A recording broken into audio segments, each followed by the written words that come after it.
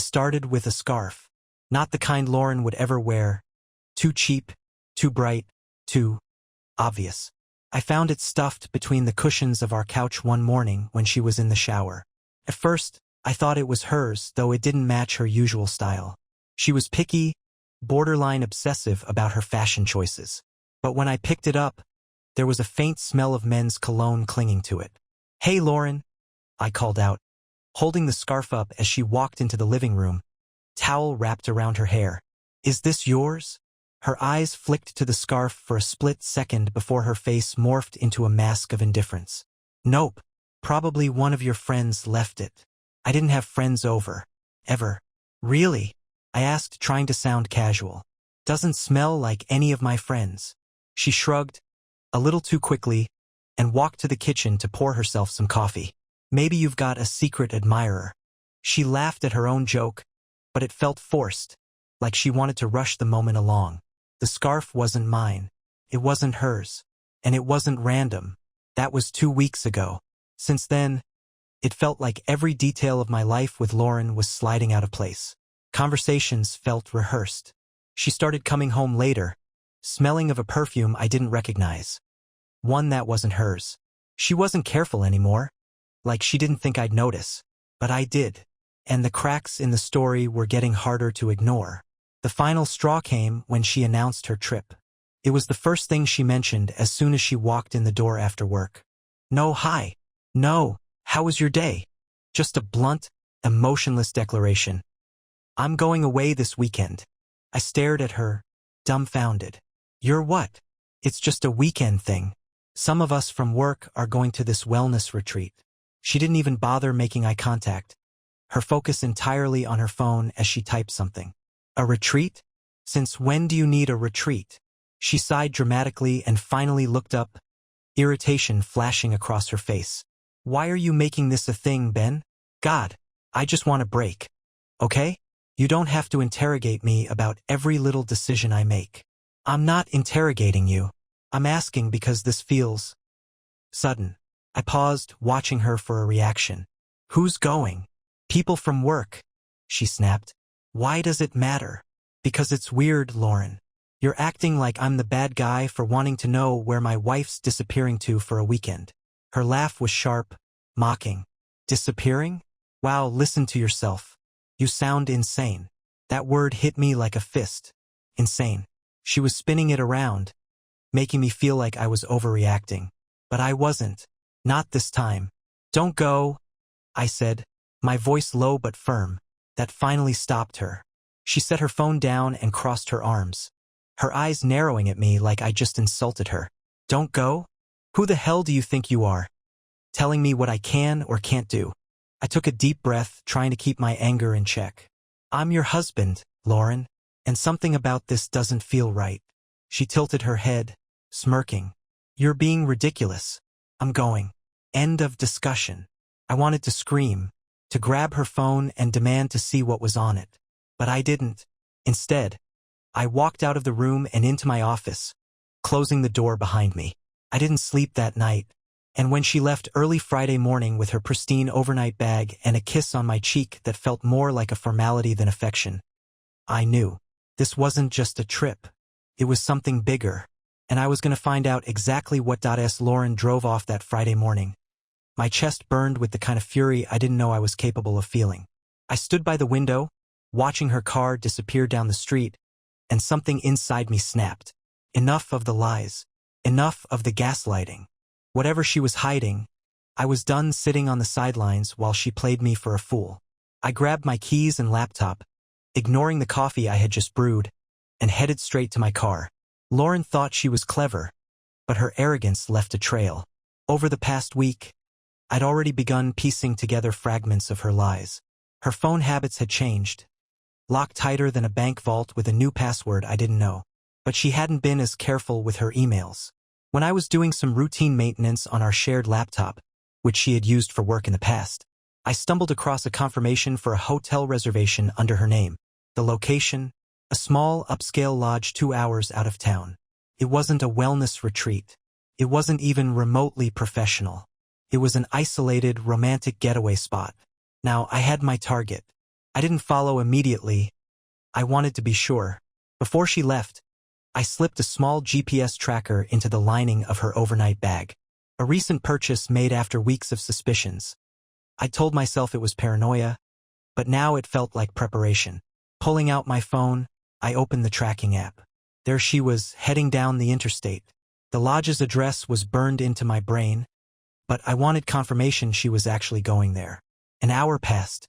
Then two. I tailed her at a safe distance, tracking her every turn without getting too close. The GPS pinged. She had arrived at the lodge. I parked my car a mile away, opting to walk the rest of the distance through the dense woods surrounding the property. The air was cold, biting against my skin, but the adrenaline coursing through me made it easy to ignore. When I reached the lodge, my stomach churned. It was everything the website promised. Cozy, luxurious, and exuding the kind of romantic charm that screamed, affair. I crouched behind a line of trees, scanning the parking lot. Her car was there, parked near the front entrance. And then I saw him. A tall man, probably mid-30s, stepped out of a sleek black sedan parked 2 spots away from her car. He looked too polished to be just another guest. His posture confident, his suit sharp, and his expression one of anticipation. He walked up to the entrance, paused briefly, and pulled out his phone. Moments later, Lauren appeared. My breath caught in my throat. She wasn't the same woman I'd been arguing with the night before. She was laughing, flipping her hair in a way I hadn't seen in years. She looked happy. And then she kissed him. Not a peck, not a friendly gesture. This was passion, the kind of kiss reserved for lovers. I clenched my fists so tightly my nails dug into my palms. It took everything in me not to charge out of the woods and make a scene right there. But no, this wasn't the time for an outburst. This was the time for precision. I needed proof. My phone's camera zoomed in, capturing every damning second. The kiss, the way he held her waist, the way she laughed like she didn't have a husband waiting at home. When they disappeared into the lodge, I stayed hidden, my mind racing. It wasn't just the betrayal, it was the brazenness of it. The deliberate choice to look me in the eye, lie to my face, and then run off to this fantasy while I was left in the dark. The man she kissed wasn't just someone from work. I could tell by the way she looked at him, the way he touched her. This wasn't new. This was practiced. And it wasn't going to end well for either of them. I sat in the woods for what felt like hours, replaying the scene in my head. Her laughter echoed in my ears, haunting me. The way she kissed him with zero hesitation. The way she smiled at him. A smile I hadn't seen in years. I couldn't wait any longer. I needed to act. Before leaving home, I'd prepared for this. My backpack contained more than just snacks and water. I had a spare change of clothes, a baseball cap, and sunglasses. Disguises were never my thing, but I wasn't taking any chances. If Lauren was bold enough to come here, thinking I'd never follow, then I could be bold enough to infiltrate her little getaway. Pulling on the cap and shades, I made my way to the lodge. It was small, intimate, with a charming log cabin aesthetic that made my stomach churn. I walked through the main entrance like any other guest, nodding casually at the receptionist behind the desk. "Checking in?" she asked, her tone polite but disinterested. "No, just visiting," I said, keeping my voice low. She didn't question me further, and I slipped past her desk into the main lobby.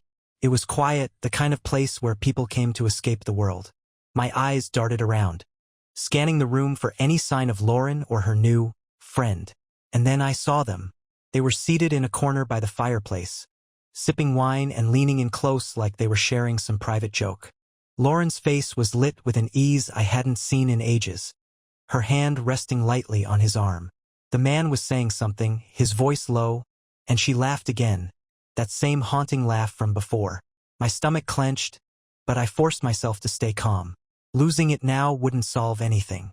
Instead, I pulled out my phone and began recording. She wasn't even trying to hide. The ring I'd given her on our wedding day was still on her finger, glinting in the firelight, and here she was, acting like I didn't exist. I needed more. Taking a deep breath, I walked past their table, keeping my head down but angling my phone to capture their faces. Lauren didn't even glance my way. She was too wrapped up in her fantasy to notice the man she thought was 1,000 miles away walking right by her. When I reached the hallway leading to the guest rooms, I paused. I had no idea which room was theirs, but I wasn't leaving without finding out. The receptionist hadn't seemed particularly observant, so I doubled back, pretending to browse the brochures near the front desk. After a few minutes, I saw them get up from their table. My heart pounded as I watched them head towards the stairs, laughing softly to each other. I followed at a distance, staying far enough behind to avoid suspicion. They climbed the staircase, turned down a hallway, and stopped in front of a door near the end. Room 214. Lauren fished a key card out of her purse and unlocked the door. They disappeared inside without a second glance. I stood there, staring at the door, my mind a storm of rage and disbelief. She didn't even bother locking the world out. This was it. The moment I could have stormed in, demanded answers, screamed until the walls shook. But I didn't. Instead, I reached into my backpack and pulled out the envelope. Inside were divorce papers, prepared days ago when I'd finally admitted to myself that our marriage was over. I didn't need an explanation from her. I didn't need apologies or excuses. I slid the envelope under the door, making sure the bold black lettering that read divorce papers, Benjamin Clark, was visible. And then I left. Walking back to my car, my hands shook. The satisfaction I thought I'd feel wasn't there yet. Only a hollow ache that grew with every step. But it wasn't over. Not by a long shot. This was just the beginning. The drive back home was a blur. My mind raced through 1,000 scenarios, each one more infuriating than the last. Would she open the envelope and laugh? Would she panic? Would she even care? I couldn't sit at home and wait for her to come back, acting like everything was normal. So, I did the only thing that made sense in my seething anger. I started digging deeper. If she had been lying about this trip, what else had she been hiding? I logged into our shared laptop, the same one she'd carelessly left breadcrumbs on before. My hands trembled as I navigated through old files and accounts. The email reservation for the lodge had been damning enough. But there had to be more. Lauren wasn't just impulsive. She was arrogant. It didn't take long. A second email account. One she'd never mentioned, with a username that made my stomach turn. Free Spirit Lauren. The password was easy to guess: our wedding anniversary. The irony made me want to punch a hole in the wall. Once inside, the full scope of her betrayal unfolded like a grotesque slideshow. There were emails, messages, and even photos. She'd been seeing him, Nathan, according to his signature, regularly for months. Their correspondence was nauseating, filled with plans for secret getaways, inside jokes, and thinly veiled digs at me. I can't wait to finally leave all this behind, she'd written in one email. All this was me. The worst part wasn't the emails. It wasn't even the photos of them together in places she claimed were business trips. It was the lies she'd built around every interaction we'd had. Every argument, every cold shoulder, every time she accused me of being too suspicious. It had all been projection. Her guilt deflected back onto me like a weapon. I saved everything. Screenshots, PDFs, every damning piece of evidence I could find. If she thought she could walk away from this unscathed, she had another thing coming. But then, as I scrolled further, something caught my eye. A draft email never sent, titled for Ben. My hands hesitated over the mouse before I clicked it. Ben, I don't know how to say this without sounding like the bad guy, but maybe I am the bad guy. You deserve someone who can love you fully, and I haven't been that person for a long time.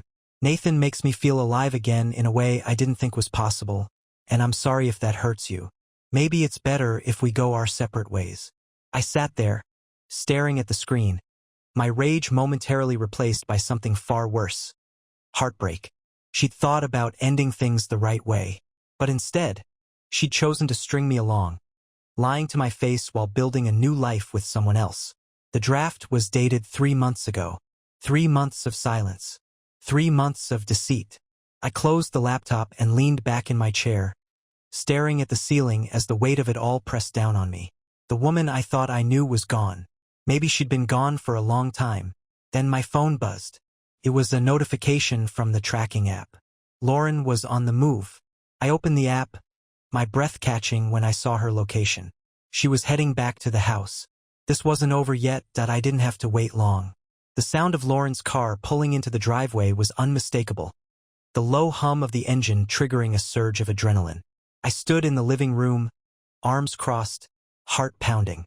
The envelope was still in my hands. The front door swung open, and she stepped inside, her overnight bag slung casually over her shoulder. She didn't even bother calling out a greeting. Her head was down, focused on her phone, probably texting him. "Lauren," I said, my voice sharp enough to make her freeze mid-step. She looked up, startled, and for a brief moment, I saw panic flash across her face. But it was gone as quickly as it came, replaced by her usual air of defiance. "Oh, you're home." I laughed bitterly. "Yeah, I'm home. Unlike you." She dropped her bag by the door and rolled her eyes. "Ben, don't start. I told you I needed some space this weekend. I'm not going to argue about this again." "You're right," I said, stepping closer, holding up the envelope. "We're not going to argue. We're going to end this." Her eyes narrowed as she glanced at the envelope. "What's that?" "Divorce papers," I said, throwing them onto the coffee table. "I dropped them off at your little love nest, but I figured you might have been too busy to notice." Her face drained of color. For a moment, she didn't say anything, just stared at the papers like they might explode. "I don't know what you're talking about," she finally said, her voice cold. "You're being paranoid again." "Paranoid?" I snapped, my voice rising. "You think I'm paranoid? I followed you, Lauren.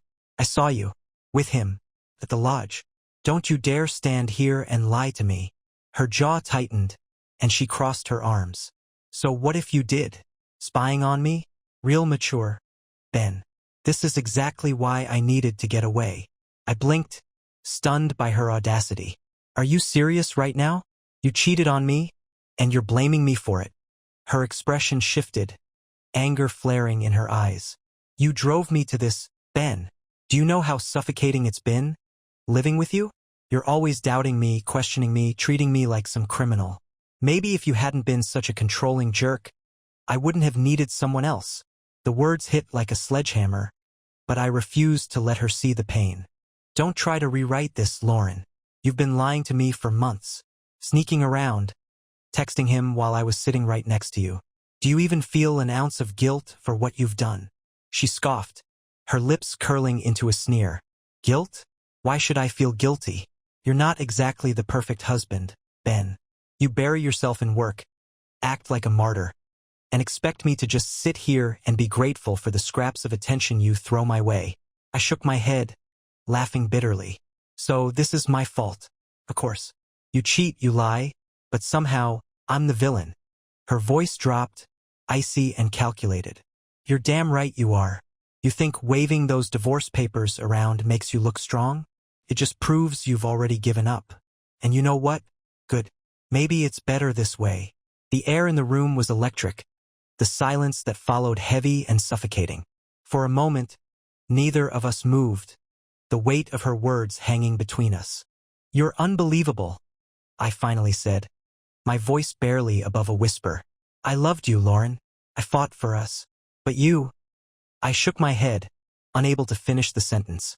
She shrugged, her indifference cutting deeper than her words ever could. "Yeah. Well, I guess that wasn't enough, was it?" I couldn't stand to look at her anymore. Without another word, I turned and walked toward the door. "Where are you going?" she called after me, her tone laced with irritation rather than concern. "Anywhere but here," I said, slamming the door behind me. As I drove away, the storm of emotions threatened to consume me. Rage, heartbreak, disbelief. But amidst it all, one thought kept repeating in my mind. This wasn't the end. Not yet. Something told me there was still more to uncover. The anger that had driven me out of the house gave way to something more insidious as I drove aimlessly through the night. There was a gnawing in my gut, a sense that Lauren's betrayal ran even deeper than what I had uncovered. I replayed our argument in my head, dissecting every word, every flicker of emotion on her face. Her indifference wasn't just arrogance, it was confidence. The kind of confidence that came from believing you were untouchable. But why? I pulled into a gas station and parked in a shadowy corner of the lot. The stillness of the night was suffocating, but I needed a moment to think. My phone buzzed in the cup holder. A text from Lauren. "Don't bother coming back tonight. It's over." I stared at the message, my jaw tightening. Fine. If she wanted it to be over, I'd make damn sure she regretted every second of this. Fueled by equal parts anger and curiosity, I opened my laptop on the passenger seat. The email account I'd found earlier was still on my mind. I logged back in, scrolling past the nauseatingly smug messages between her and Nathan. And then I found it. An email titled Account Info. It was buried under dozens of conversations, but the subject line immediately caught my eye. Clicking it open, I saw a thread between Lauren and a financial advisor. My blood ran cold as I read the contents. Lauren wasn't just planning to leave me. She was planning to drain me. Attached to the email was a list of shared accounts, properties, and assets, each with detailed instructions on how to liquidate or transfer funds. My name was mentioned repeatedly, always with the implication that I was on board with the process. There were even references to Nathan. "Once this is finalized, Nathan and I will relocate. Thank you for keeping this discreet." My hands trembled as I scrolled through the attachments. She had already started. Bank accounts I hadn't checked in months were suddenly showing suspicious withdrawals. My name had been used to authorize transactions I'd never approved. And the worst part? The house was on the list.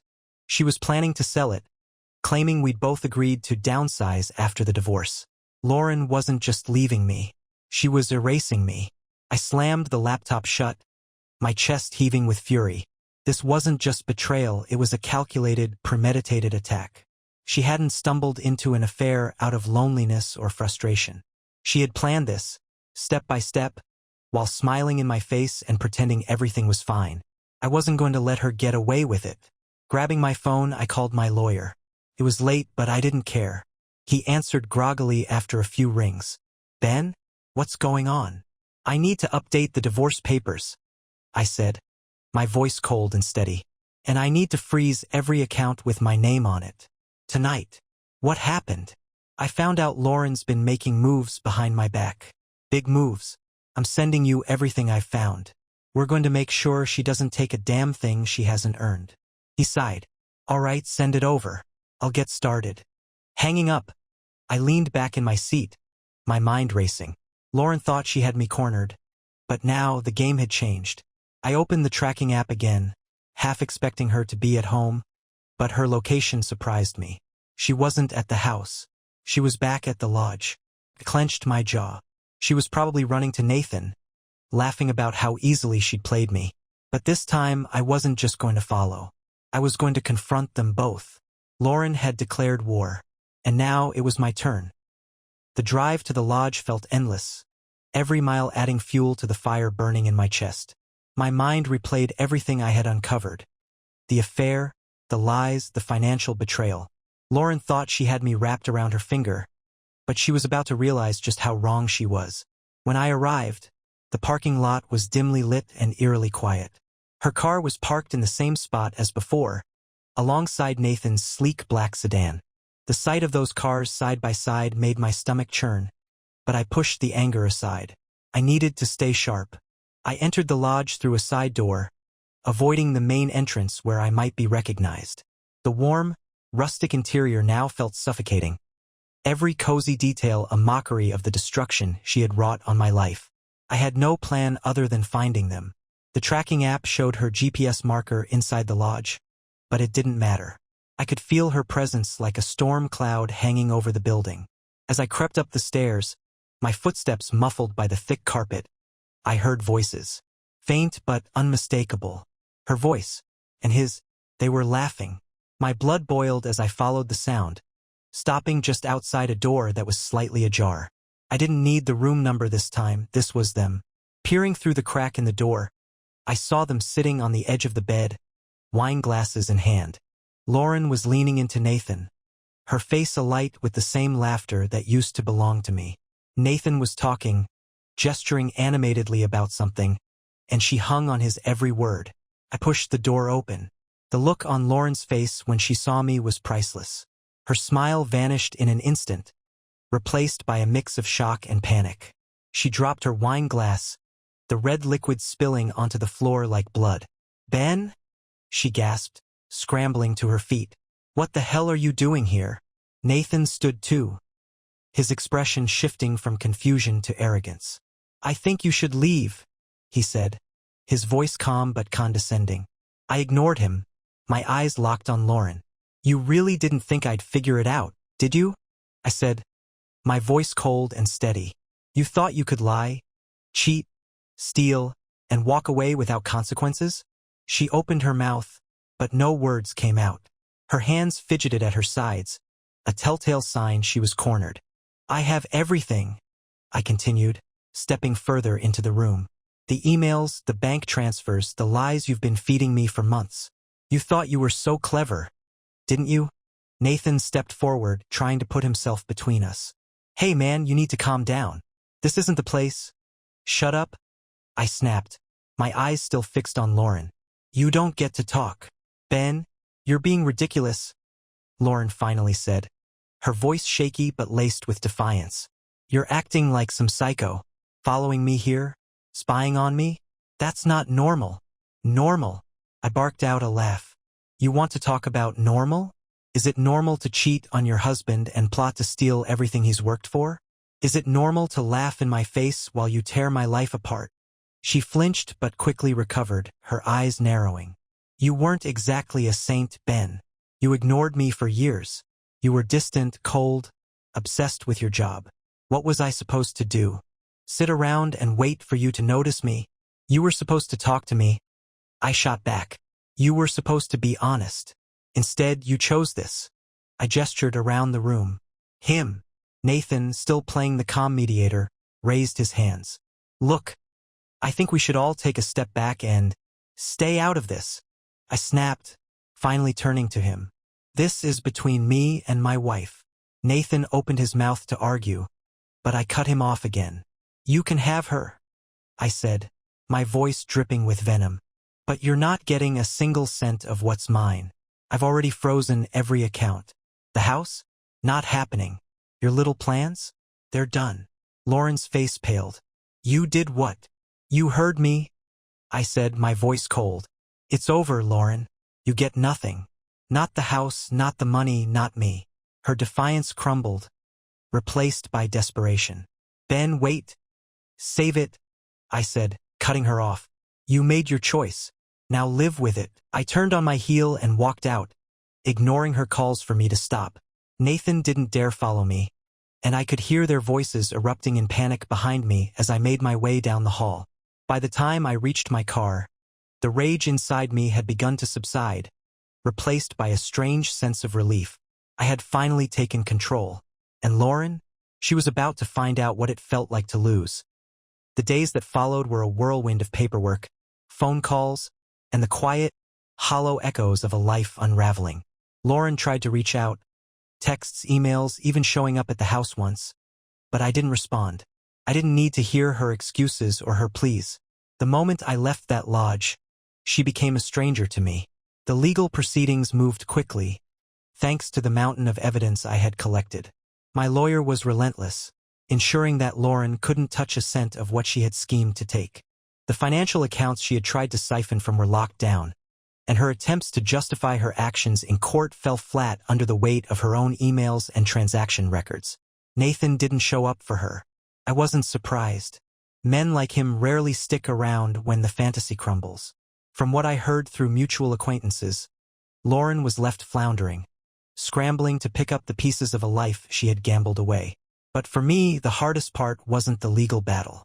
It was the silence. Nights alone in the house we had once shared were oppressive at first. Every corner of it seemed haunted by memories, her laughter, our arguments, the fleeting moments of happiness we had once known.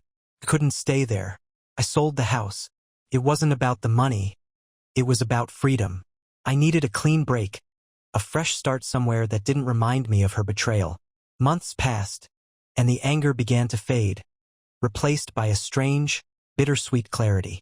Losing Lauren had broken something in me, but it had also forced me to confront truths I had avoided for years.